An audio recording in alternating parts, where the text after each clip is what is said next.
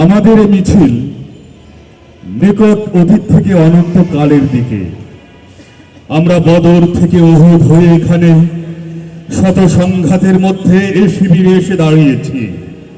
কে প্রশ্ন করে আমরা কোথায় যাব?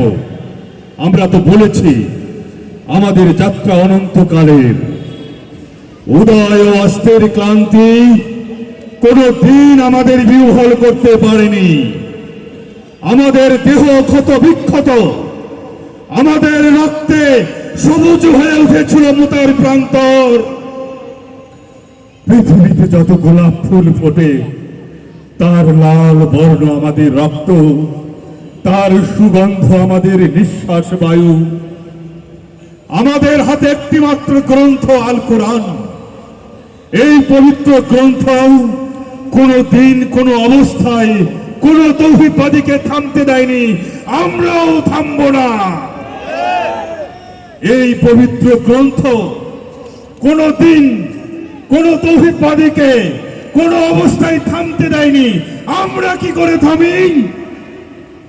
আমাদের গন্তব্য তো এক সোনার তরুণের দিকে, যা এই ভূপৃষ্ঠে নেই। আমাদের গন্তব্য তো এক সোনার তরুণের দিকে, যা এই ভূপৃষ্ঠে নেই। আমরা আমাদের সঙ্গীদের চেহারার ভিন্নতাকে গ্রাহ্যের মধ্যে আনি না, কারণ আমাদের আত্মার গুঞ্জন হু হু করে বলে আমরা এক আত্মা, এক প্রাণ। শহীদের চেহারার কোনো ভিন্নতা নেই, শহীদের চেহারার কোনো ভিন্নতা নেই। আমরা তো শাহাদাতের জন্যই মায়ের উদর থেকে পৃথিবীতে পা রেখেছি। আমরা তো শাহাদাতের জন্যই মায়ের উদর থেকে পৃথিবীতে পা রেখেছি। কেউ পাথরে, কেউ উষ্ণ বালু, কেউ তাঁবুর ছায়ায়, কিংবা সবুজ কোনো ঘাসের দেশে। আমরা জন্ম মিছিলে আছি, আয়ের কোনো আদি ও অন্ত নেই। 1500 বছর ধরে সভ্যতার উত্থান পতনে আমাদের পদশব্দ একটুও থামেনি।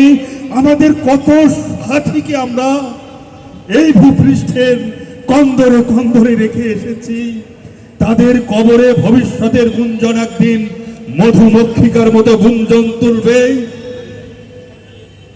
আমাদের ভয় দেখিয়ে শয়তান নিজেই অন্ধকারে পালিয়ে যায়। আমাদের মুখায়বে আগামী উষার উদয়কালের নরম আলোর ঝলকানি। আমাদের মিছিল ভয় ও ধ্বংসের মধ্যে বিশ্রাম নেয়নি, নেবে না।